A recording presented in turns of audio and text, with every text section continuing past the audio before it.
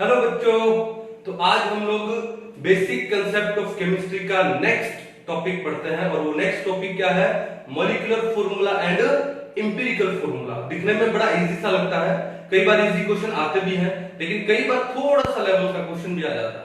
तो हम लोग अच्छे से पढ़ते हैं ये मॉलिक्यूलर फॉर्मूला और एम्पिरिकल फॉर्मूला है क्या, इन दोनों में रिलेशन क्या है। ठीक है, तो अपनी अपनी नोटबुक ओपन कर लो, पहले अच्छे से समझो और उसके बाद नोट्स बनाओ। ठीक है, तो क्या है molecular formula and empirical formula.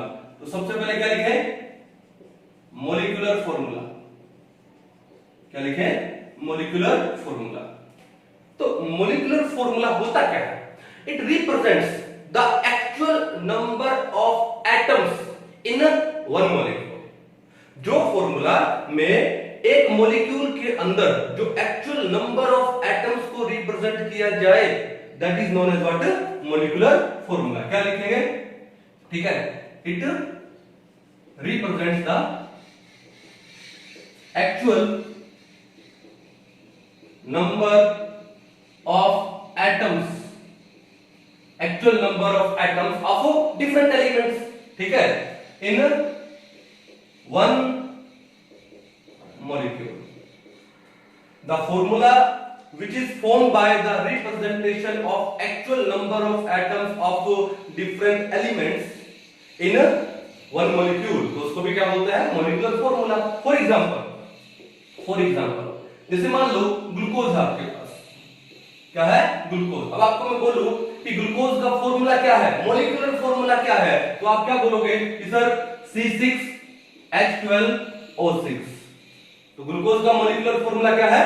C6H12O6। अब देखो इसके एक मॉलिक्यूल में, ग्लूकोज के एक मॉलिक्यूल में 6 नंबर तो क्या है? क्या है? कार्बन है। और 12 क्या है? हाइड्रोजन एटम्स है। और 6 क्या है? ऑक्सीजन एटम्स है।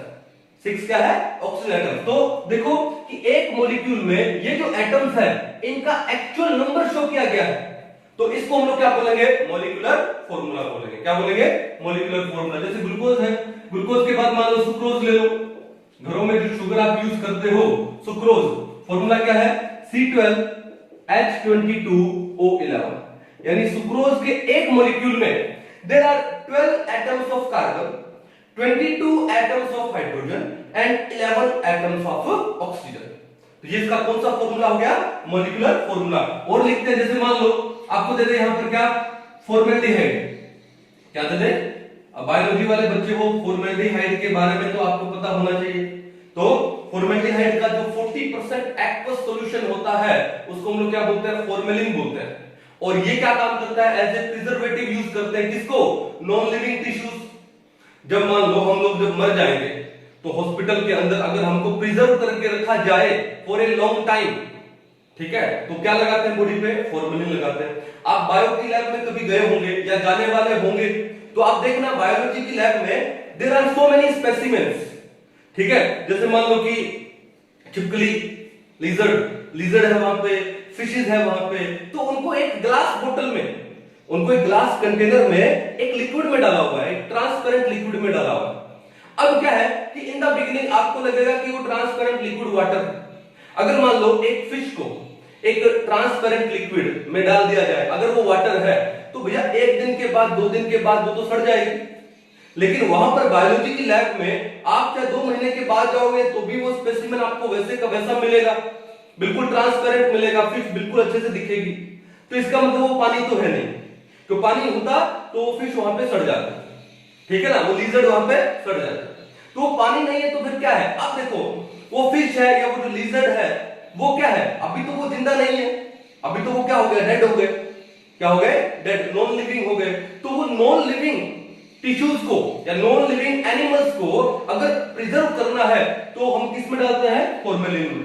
फॉर्मेलिन क्या होता है? 40% एक्वस सॉल्यूशन होता है फॉर्मेल्डिहाइड का। तो वो जो ग्लास स्पेसिमेन है, उस स्पेसिमेन के अंदर जो लिक्विड है ट्रांसपेरेंट, दैट इज फॉर्मेलिन। क्या बोलते हैं उसको हम लोग? फॉर्मेलिन। और फॉर्मेलिन क्या होता है? It is the 40% aqueous solution of formaldehyde. Formaldehyde का फॉर्मूला ये होता है HCH। It is a 40% aqueous solution of formaldehyde. जब हम लोग ऑर्गेनिक पढ़ेंगे और अच्छे से डिटेल में बताऊंगा, ठीक है ना। चलो, तो बात यह है कि हमको दे दिया इन्होंने क्या, फॉर्मल्डिहाइड। अब फॉर्मल्डिहाइड का फॉर्मूला क्या है, HCHO।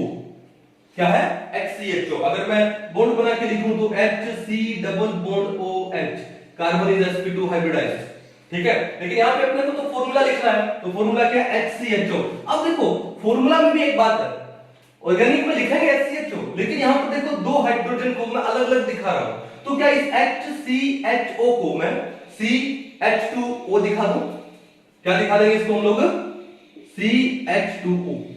तो this is the molecular formula of formaldehyde. चलो और आगे चलते हैं। मान लो आपको दिया हो एसिटिक एसिड, क्या दिया हो आपको, एसिटिक एसिड। अब एसिटिक एसिड का फॉर्मूला क्या होता है, CH3 C double bond OH, ये एसिटिक एसिड का फॉर्मूला, ठीक है। तो अब देखो यहाँ पर कार्बन कितने हैं total, there are 2 carbons and how many hydrogens are there, 3 and 1 4, and how many oxygens are there, 2। तो फॉर्मूला क्या हो गया, C2H4O2। क्या फॉर्मूला हो गया, C2H4O2 is the molecular formula of acetic acid। Acetic acid के अलावा और ले लो, मान लो हमने ले लिया क्या, फॉर्मिक एसिड। क्या ले लिया, फॉर्मिक एसिड। फॉर्मिक एसिड का फॉर्मूला होता है HC double bond OOH। This is formic acid. Class 10 में शायद आप लोगों ने फॉर्मिक एसिड, एसिटिक एसिड सब पढ़ा होगा। अब फॉर्मूला क्या होगा, C, there is only one carbon and how many hydrogens are there, 2, and how many oxygens are there, 2। तो फॉर्मूला क्या हो गया, CH2O2। क्या फॉर्मूला हो गया, CH2O2। कहानी समझ आ गई। और फॉर्मूला लिख सकते हो, जैसे मान लो कि हम लोग किसका लिखे, हम लोग लिखे किंग ऑफ एसिड, क्या नाम है, sulphuric acid. King of chemicals बोलते हैं, ऑयल ऑफ विट्रियोल भी बोलते हैं इसको, है ना। तो फॉर्मूला क्या हो जाएगा, H2SO4। क्या हो जाएगा, H2SO4 and so on, there are so many examples. तो मॉलिक्यूलर फॉर्मूला क्या होता है, the formula which represents the actual number of atoms in a molecule, actual number of atoms of different elements.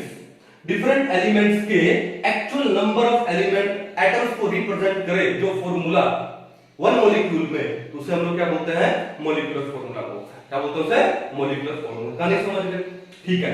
अब ये तो था मॉलिक्यूलर फॉर्मूला। अब number 2 पे आ जाते, नंबर 2 है वो क्या है आपका, एम्पिरिकल फॉर्मूला। नंबर 2 क्या है, empirical formula.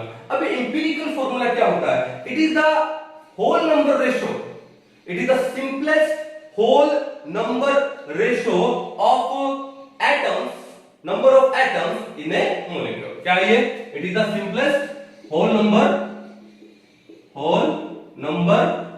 ratio of number of atoms in a molecule, ठीक है। ये वर्ड ध्यान रखना, whole number ratio. Your ratio can not be in fraction, whole number में रेशियो होगा ही, ठीक है। एग्जांपल ले लेते हैं, एग्जांपल। अब एक बात बताओ, जैसे मान लो कि ग्लूकोज है, ठीक है, ग्लूकोज। अब ग्लूकोज का जो मॉलिक्यूलर फॉर्मूला क्या था, C6H12O6। क्या कोई होल नंबर रेशियो सिंपलेस्ट हो सकता है, हो सकता है। अगर हम 6 से डिवाइड करें तो क्या हो जाएगा, C1H2O1 हो जाएगा ना।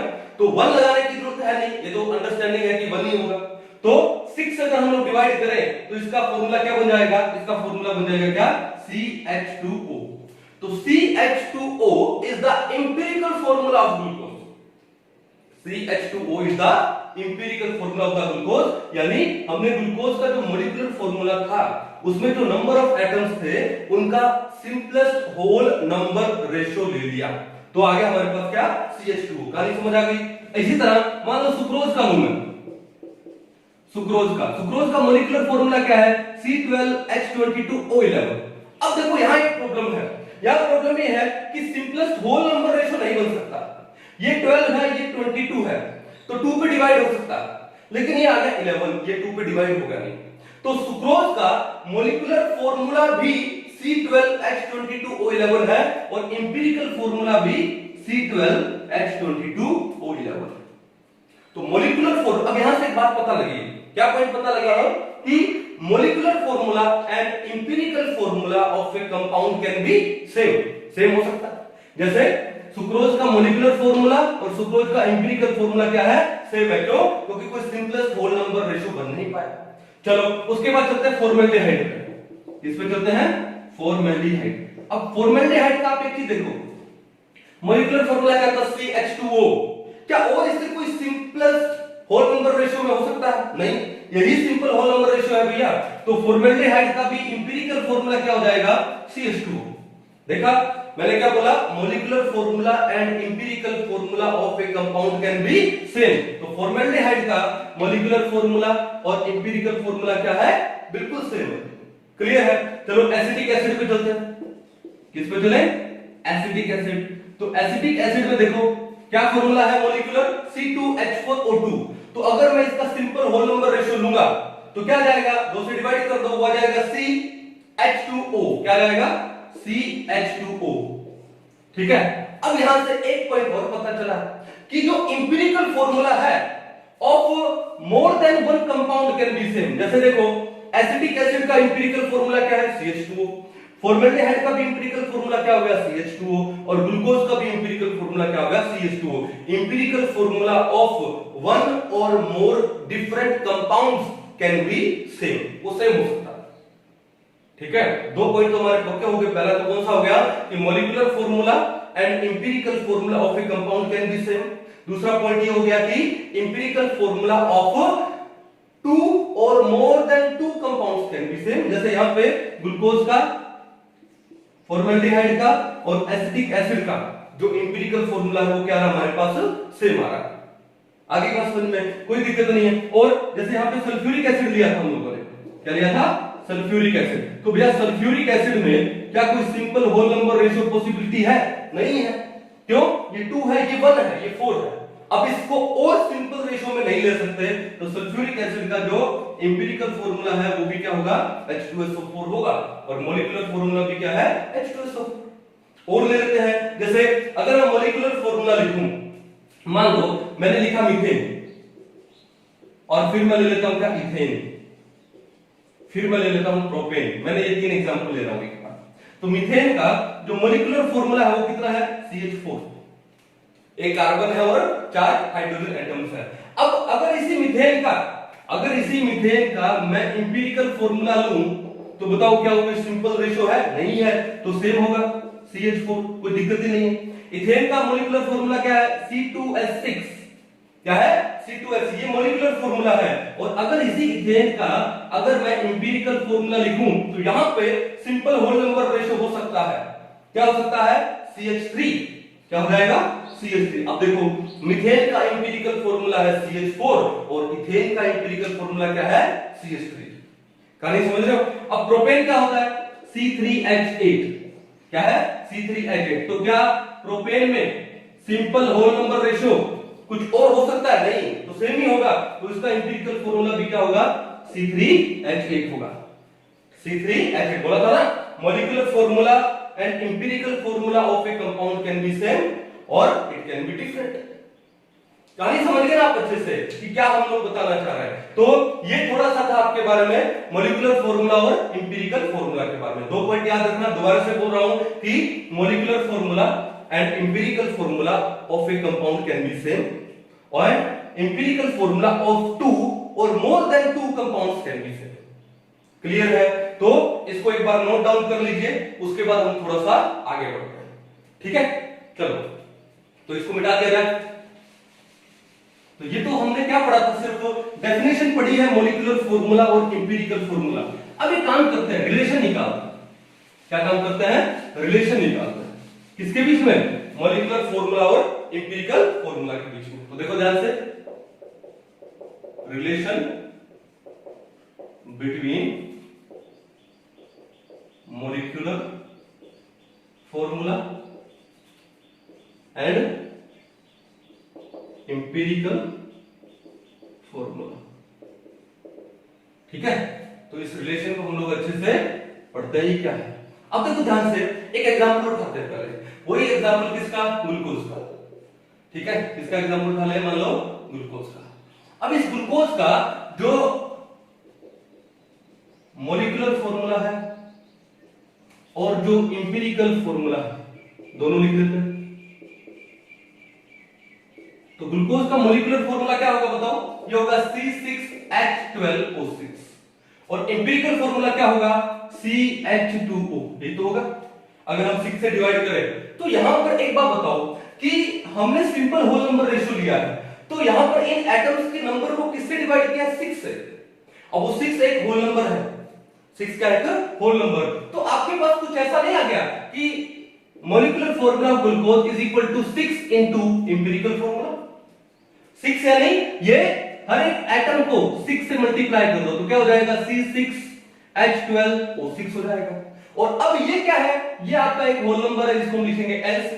तो आपके पास एक रिलेशन आ गया क्या कि जो मॉलिक्यूलर फॉर्मूला होता है, मॉलिक्यूलर फॉर्मूला है, it is equal to n into में क्या हो गया? Empirical formula. n इनटू में इंपिरिकल फॉर्मूला। सिंपल सी बात है, ठीक है। या फिर एक काम करो, n निकालना हो, इस इंपिरिकल फॉर्मूला को यहां ले जाओ। पहला तो पॉइंट ये हो गया, दूसरा पॉइंट क्या हो गया कि n जो होल नंबर निकालना है वो क्या हो गया? वो आपका आ गया क्या? मॉलिक्यूलर फॉर्मूला अपॉन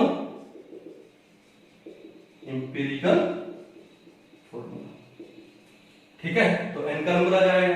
जैसे मान लो कि इसका मॉलिक्यूलर फॉर्मूला था ये, अपॉन में किया ये, तो क्या आएगा? n का वैल्यू 6 आएगा, तो n का वैल्यू 6 आ जाएगा। अब इससे एक काम और भी कर सकते हैं कि मॉलिक्यूलर फॉर्मूला है तो मॉलिक्यूलर मास तो होगा, हर एक एटम का क्या है? मास होगा। तो फिर वो मास को भी तो रेशियो में ले सकते हैं। तो भैया इसको हम लोग ये भी लिख सकते हैं, number 3, n is equal to molecular mass upon empirical mass. Molecular mass upon empirical mass. क्यों? क्योंकि कई बार आपको क्वेश्चन देगा ऐसे, मान लो एक कोई क्वेश्चन है, क्वेश्चन क्या है कि आपको देखा इन्होंने इथेन, क्या देखा? इथेन। फॉर्मूला क्या है? C2H6। क्या है? C2H6। अब इथेन का तो जो मॉलिक्यूलर, इथेन का जो मॉलिक्यूलर मास कितना है बताओ? एक कार्बन का 12, दो का कितना हो गया? 24 और 6 हाइड्रोजन का कितना हो गया? 6। तो मॉलिक्यूलर मास कितना हो गया? 30। 24 प्लस 6 में 30। अब इथेन का जो इंपिरिकल फॉर्मूला था, इंपिरिकल फॉर्मूला, इथेन का इंपिरिकल फॉर्मूला क्या है? CH3। क्या है? CH3। इंपिरिकल, पहले फॉर्मूला लिख देता हूं फिर मास लिखूंगा। फॉर्मूला क्या है? CH3। अब इसका मास देखो, एक कार्बन का 12 और 3 हाइड्रोजन का 3, तो भैया इसका जो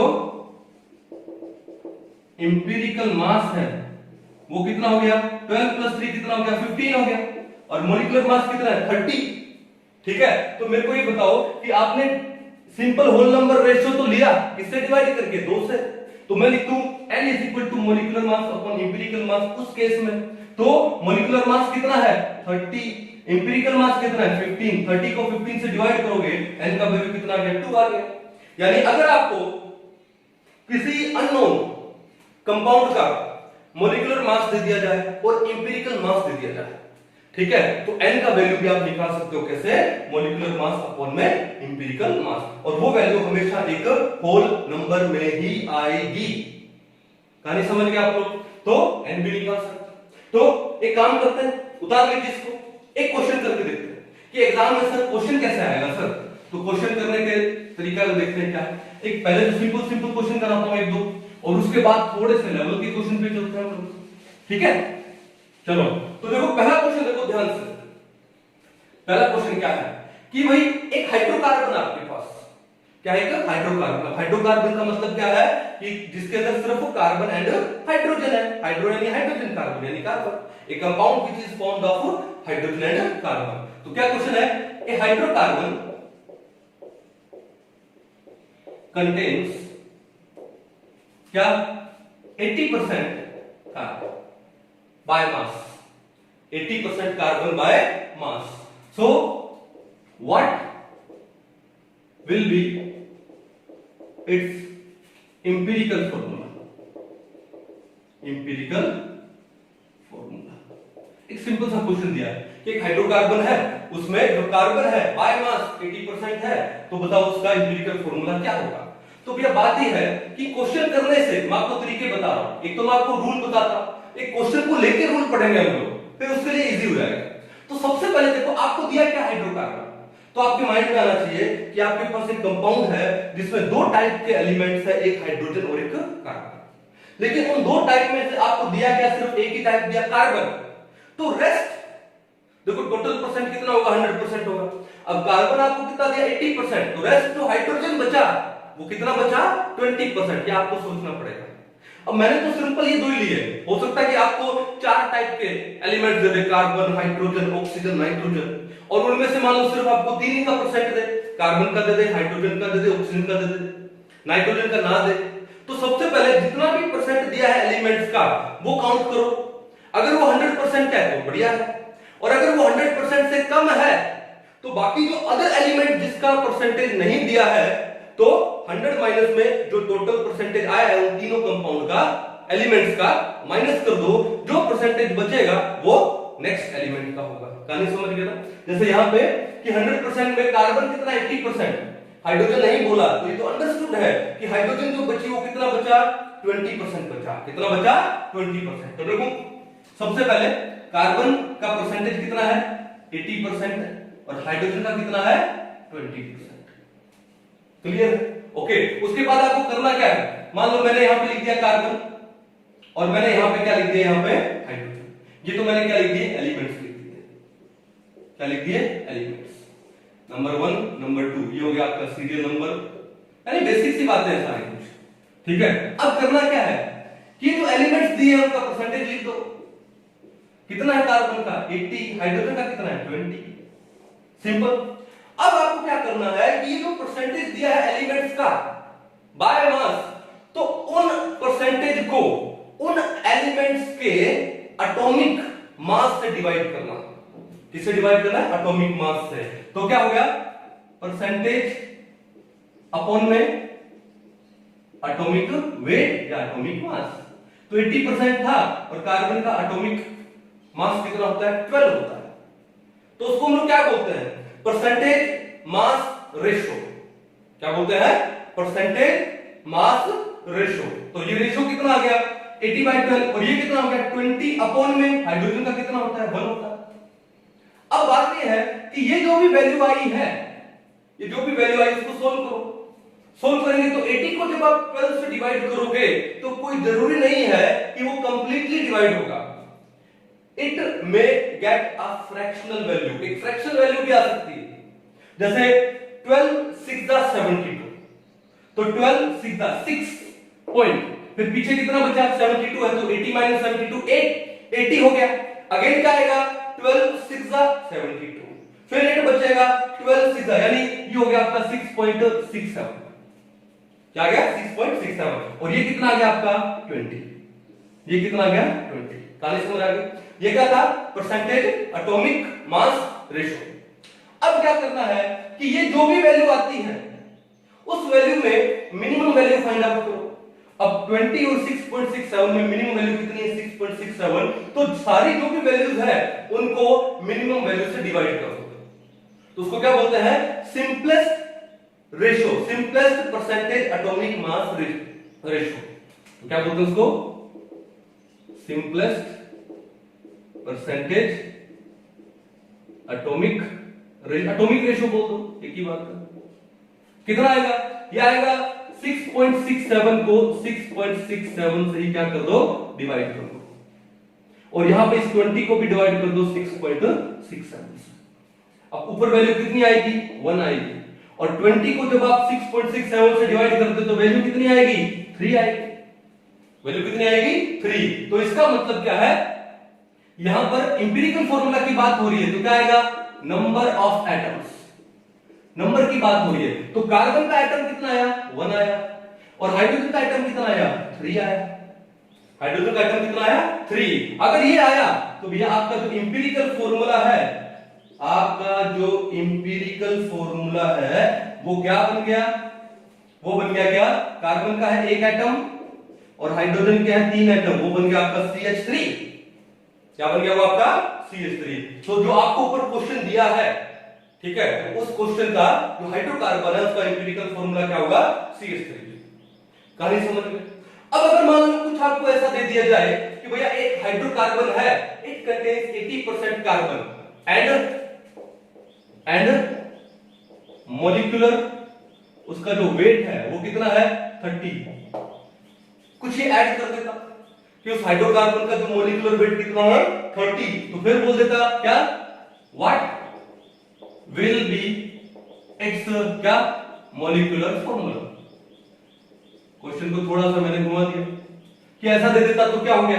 तो भैया एक चीज देखो, पहले ये निकालो, एम्पिरिकल निकालो, एम्पिरिकल निकालो, तो उसके बाद देखो कि एम्पिरिकल मास कितना है, कार्बन का कितना है 12 और 3 हाइड्रोजन का 3, तो यानी आपको यहां पर क्या दिया, एम्पिरिकल मास कितना हुआ 15 हुआ।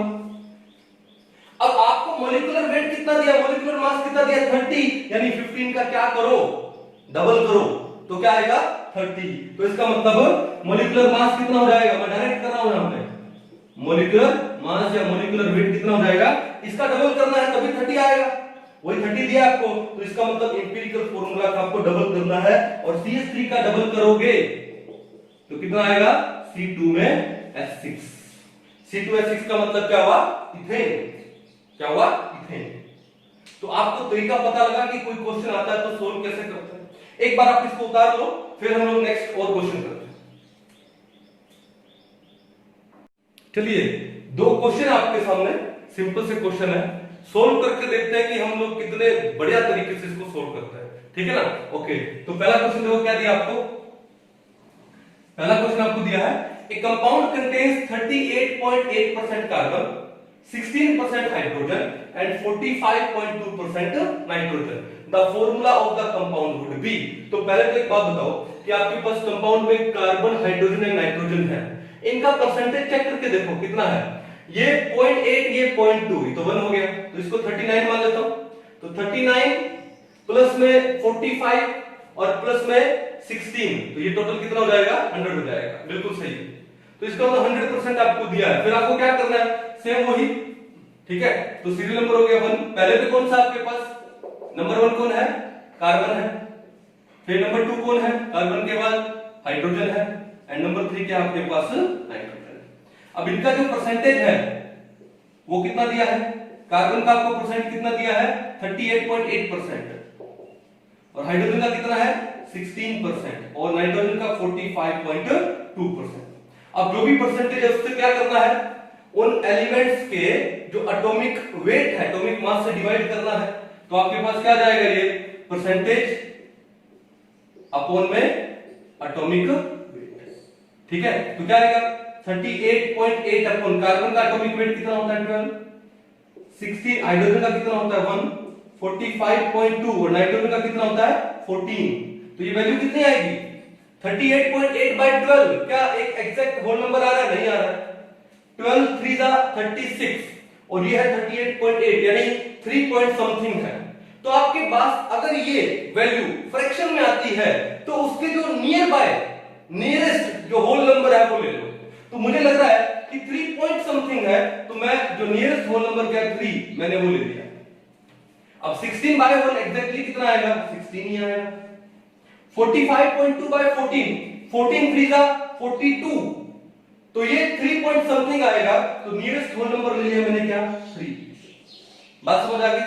अब ये जो हमारे पास क्या आया है एटॉमिक रेशो आया, क्या है हमारे पास एटॉमिक रेशो, उन एटॉमिक रेशो को जो सबसे मिनिमम वैल्यू है उससे डिवाइड कर दो, तो उसके बाद क्या जाएगा सिंपलेस्ट एटॉमिक रेशो आ जाएगी, क्या आ जाएगी सिंपलेस्ट एटॉमिक रेशो।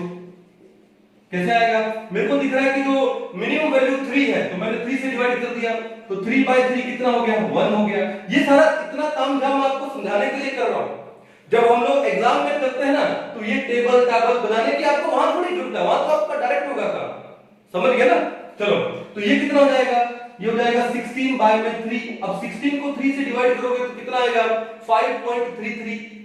अब देखो 0.5 से अगर ज्यादा होता, मान लो ऐसा होता कि 5.6, तो मैं होल नंबर नियरेस्ट कौन सा है 6 है तो वो ले लेता, लेकिन अगर 0.5 से कम है जैसे ये है 5.33, तो मैं क्या ले लूंगा 5 ले लूंगा, तो मैंने क्या ले लिया 5 ले लिया, और ये 3 by 3 ये कितना हो गया 1 हो गया, ठीक है, तो ये क्या आ गया, सिंपलेस्ट एटॉमिक रेशियो। तो रेशियो क्या आ गया आपके पास, रेशियो ऑफ एलिमेंट्स भी आ गया 1, ये आ गया 5 और ये क्या आ गया 1। इसका मतलब कार्बन का नंबर है 1, हाइड्रोजन का नंबर है 5 और नाइट्रोजन का नंबर है 1। तो आपका जो इंपिरिकल फॉर्मूला आया है, इंपिरिकल फॉर्मूला वो कौन सा आया है, वो आया आपके पास CH5N। यानी यहां पर आपको 4 ऑप्शन दिए हुए हैं, इन चारों ऑप्शन में आप देखो कि एक कार्बन 5 हाइड्रोजन और एक नाइट्रोजन होना चाहिए, एक कार्बन 5 हाइड्रोजन और एक नाइट्रोजन। तो देखो पहला एग्जांपल, एक कार्बन है और हाइड्रोजन 3 और 2 कितने हो गए, 5 हो गए, और नाइट्रोजन कितना हो गया 1। तो भैया पहला ही आंसर हो गया आपका, पहला ही आंसर हो गया। दूसरे में देखो कार्बन कितने हो गए 2, हाइड्रोजन 3, नाइट्रोजन 1, गलत हो गया।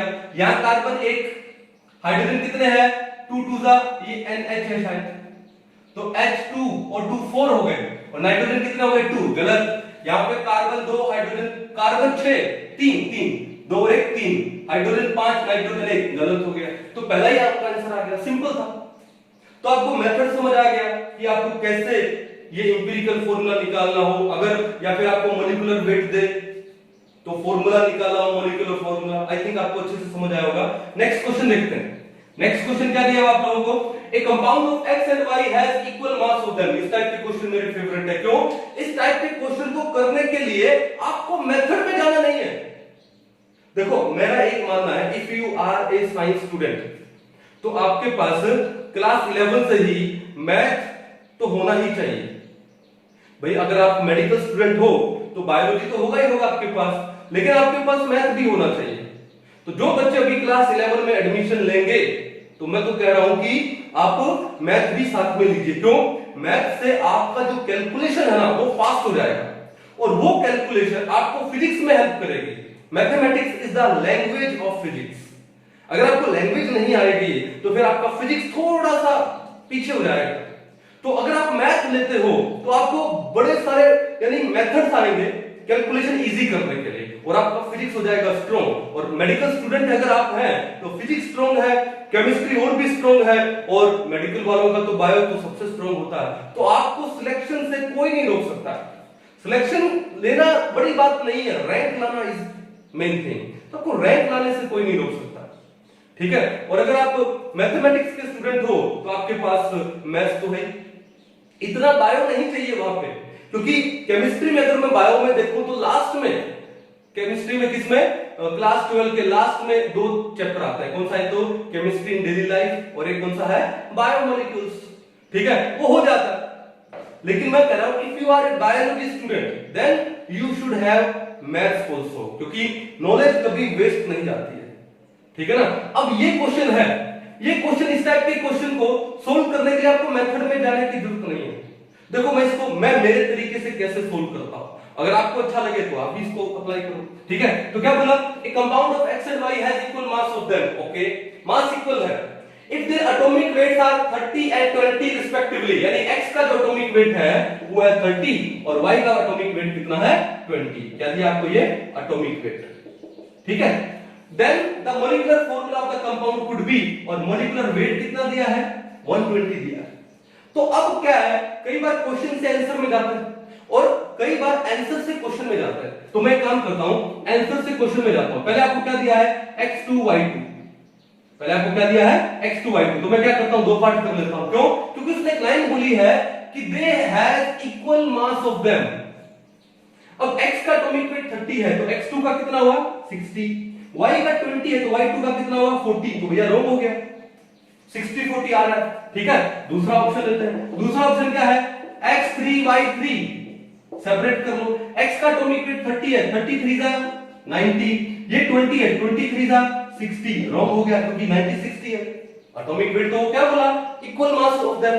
थर्ड ले लो, थर्ड में क्या बोला x2 y3 सेपरेट कर लो।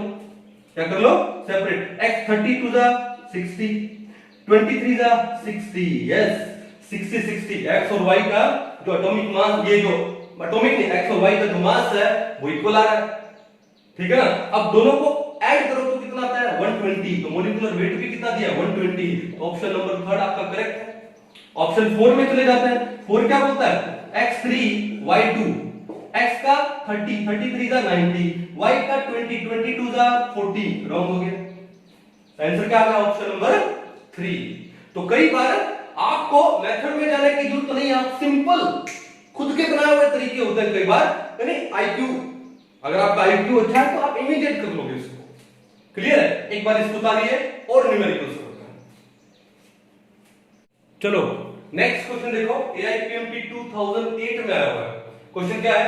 An organic compound contains carbon, hydrogen and oxygen. Okay, it's elemental analysis gives carbon this 1% and hydrogen this 1%।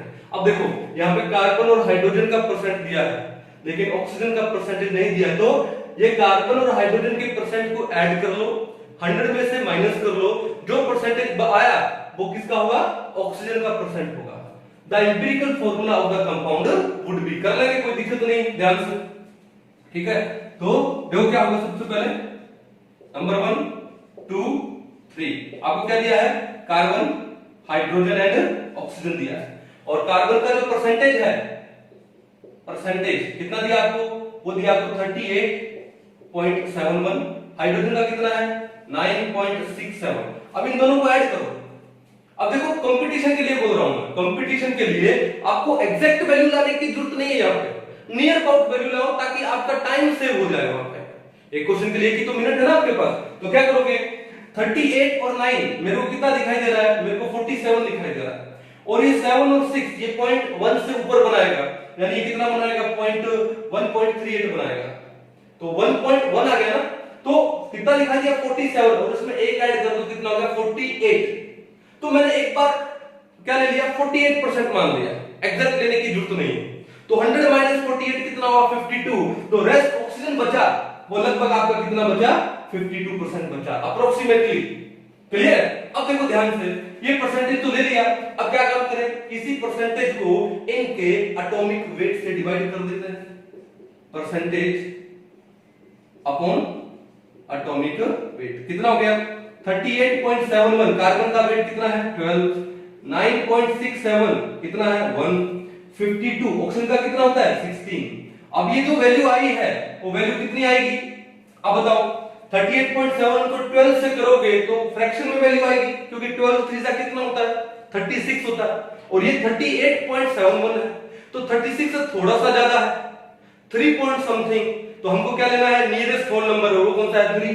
तो यहाँ पे कार्बन का जो रेशियो है वो कितना आ गया? 3, और यहाँ पे 9.61 को 1 से करोगे तो 9.61 रहने दो, 52 को 16 से डिवाइड करो तो 16 3 कितना होता है? 48, और ये कितना है? 52, थोड़ा सा ज्यादा है, तो 3 पॉइंट समथिंग आएगा। तो मैंने क्या ले लिया यहाँ पे? मैंने ले लिया 3। कहानी समझ आ गई? अब यहाँ पे इन तीनों में से जो सबसे मिनिमम वैल्यू कौन सी है? 3 है, तो इन सबको डिवाइड कर दो 3 से, तो 3/3 कितना आ जाएगा? 1। 9.67 को 3 से डिवाइड करेंगे तो कितना आएगा? वो आएगा 3 पॉइंट समथिंग। तो मैंने क्या ले लिया? होल नंबर ले लिया, कितना? 3। फिर 3/3 कितना जाएगा? 1 आ जाएगा। ये जो आया है वो क्या आया है? आपके पास एटम्स का रेशियो आया है, नंबर का रेशियो। तो यानी आपका जो भी कंपाउंड है उसके अंदर हाइड्रोजन, कार्बन कितना है? 1 है, और हाइड्रोजन कितना है? 3 है, और ऑक्सीजन कितना है? 1 है। तो आपका जो इंपिरिकल फॉर्मूला बना, भाई सबसे हम लोग क्या निकालते हैं? पहले इंपिरिकल फॉर्मूला निकालते हैं। आपका जो इंपिरिकल फॉर्मूला बना, और वो क्या होगा? यहां पर क्या होगा? C कितना है? 1, लिखने की जरूरत है नहीं। H कितने? 3 लगाएंगे, और O कितना है? 1। आंसर क्या आ गया? CH3O। आपसे क्या पूछा गया है? The empirical formula of the compound would be CH3O। कहां पर है? Option number 3 is correct. कहानी समझ आई? बड़ा सिंपल सा था। अब देखो नेक्स्ट क्वेश्चन देखो, AIEEE 2002 में, AIEEE 2002, ठीक है, जेई वाले बच्चों। अब लोगों को लगता है कि जेई वाले एग्जाम, मेंस वाले एग्जाम टफ होते हैं, लेकिन ये क्वेश्चन सोल्व करते हैं और देखते हैं कि ये क्वेश्चन टफ है या इजी है, लेकिन आपका कहते हैं मेथड डिफरेंट होना चाहिए। ठीक है, आपका मेरा मेथड क्या है वो मैं आपको समझाता हूं, फिर आप अपने मेथड से या मेरा आपको अच्छा लगे उसको करो। तो देखो भैया मैं कैसे कैसे क्वेश्चन करता हूं यहां पे। In an organic compound of molar mass 108 ग्राम पर मोल, मोलर मास दे दिया, एक मोल का मास दे दिया 108 ग्राम पर मोल, तो एक मॉलिक्यूल का मास कितना होगा? 108 U। या 108 AMU, ये तो बोलते थे ना हम लोग। Carbon, hydrogen and nitrogen atoms are present in, carbon, hydrogen और नाइट्रोजन एटम्स है, they are present in 9:1:3.5 by weight. तो ये रेशियो क्या है? बाय वेट रेशियो है, ठीक है, कर लेंगे। मॉलिक्यूलर फॉर्मूला कैन बी, ठीक है। अब इसको एक तो ये टेबुलर फॉर्म से निकालो, पहले एम्पिरिकल निकालो, फिर n is equal to molecular mass upon m। तो इतना काम झाम करने की क्या जरूरत है भाई? सिंपल वे में देखो क्या है, मैंने क्या बोला, कई बार क्वेश्चन से आंसर निकालते हैं, कई बार आंसर से क्वेश्चन निकालते हैं, स्मार्ट वर्क। तो पहला एक काम करते हैं, मैं पहला ऑप्शन ले लेता हूं। क्या दिया? C8H8 N2, ये दिया कि नहीं दिया? C6 दिया आपको, क्या दिया है? C6 दिया है ना ये आपको। अब ये जो आपको रेशो दिया है वो क्या दिया? बाय वेट दिया है, और टोटल वेट कितना है? 1 मोल का 108 है। तो एक काम करो कि जो भी आपको नंबर दिए हैं एटम्स के, उनको उनके एटॉमिक वेट से मल्टीप्लाई कर दो। जैसे कार्बन का कितना होता है? 12 होता है, नाइट्रोजन हाइड्रोजन का कितना होता है? 1, और नाइट्रोजन का 14। अब 12 को 6 से मल्टीप्लाई करोगे तो कितना आएगा? 108 आएगा। कितना आएगा? 108। ओके, उसके बाद 108 क्यों? 12 को 6 से करेंगे तो कितना आएगा? 72, सॉरी कितना आएगा? 72। और 1 को 8 से करेंगे तो कितना आएगा? 8, और 14 को 2 से करेंगे कितना आएगा? 28 आएगा। तो ये आएगा इस फॉर्मूला के हिसाब से। अब इसको सिंपल रेशो में हमको लेके आना है 9:1:3.5। अगर इस रेशो में आ गया, बाय वेट ही तो है, तो इसका मतलब यही हमारा आंसर है। इजी का देखो कैसे, तो मैं इसको किस पे डिवाइड करूं? 8 पे डिवाइड करता हूं। तो 8 क्या लिखूं यहां पे? 8 9 था, 8 9 था 72। 8 को 8 से डिवाइड करेंगे 1।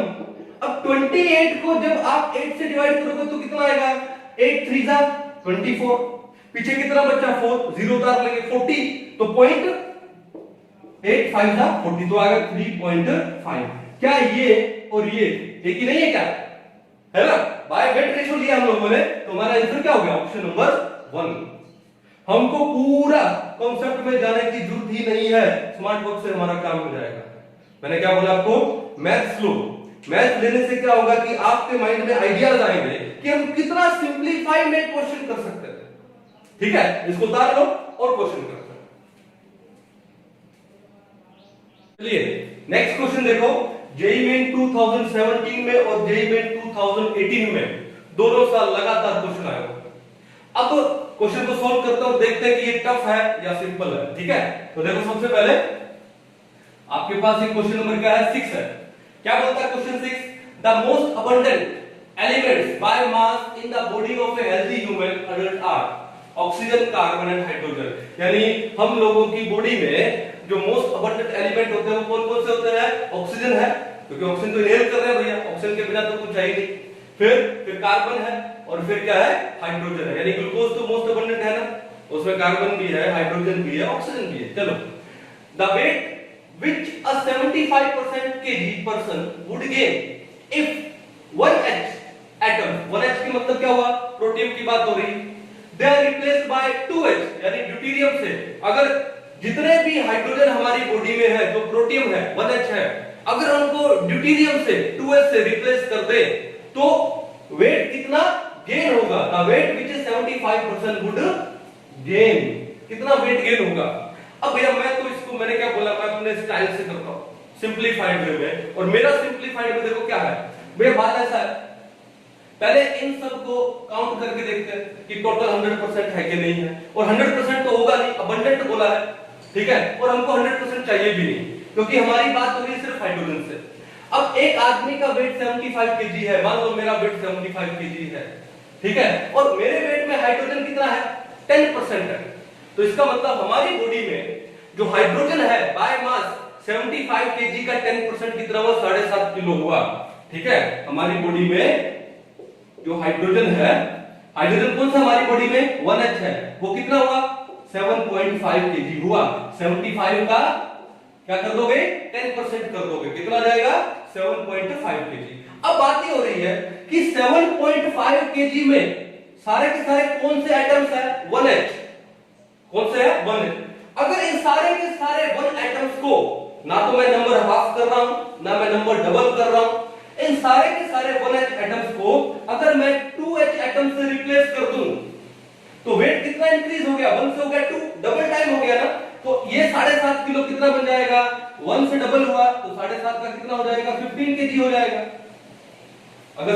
सारे 1H एटम्स को मैं 2H एटम से रिप्लेस कर दूं तो 2H an atom is heavier than, कितना हेवियर है, double, twice of the mass of 1H, इतना हेवियर है।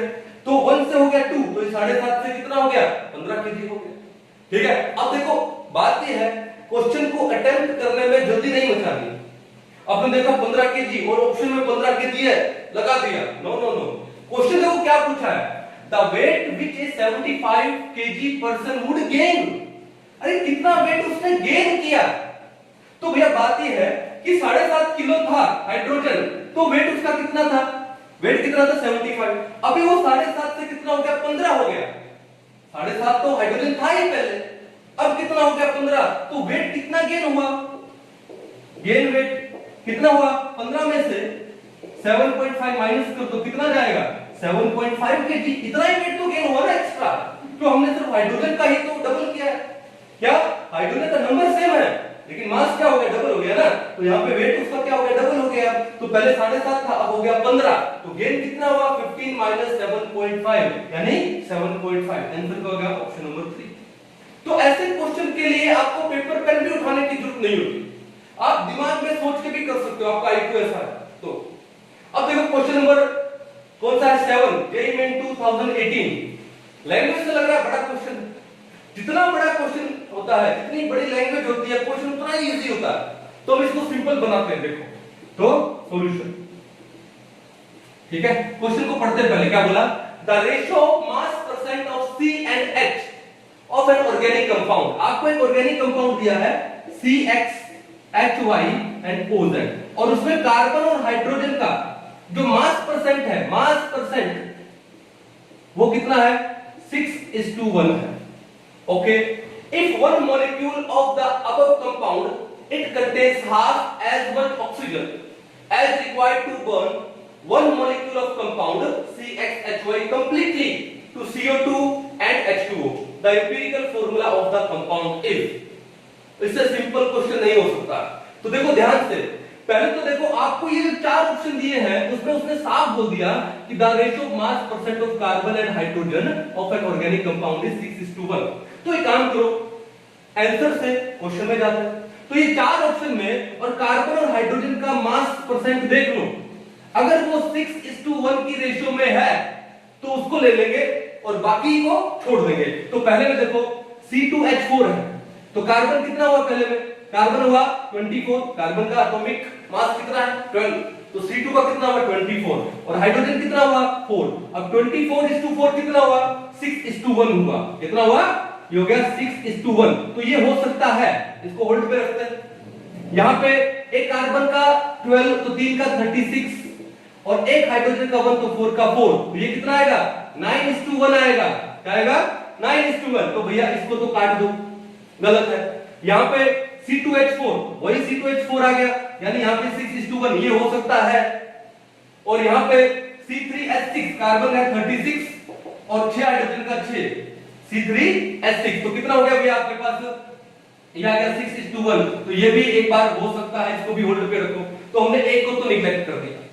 फिर उसने क्या बोला है, sorry, if one molecule of the above compound it contains half as much oxygen as required to burn one molecule of the compound completely into CO2 and H2O। तो एक काम करते हैं, पहला एग्जांपल ले लेता हूं।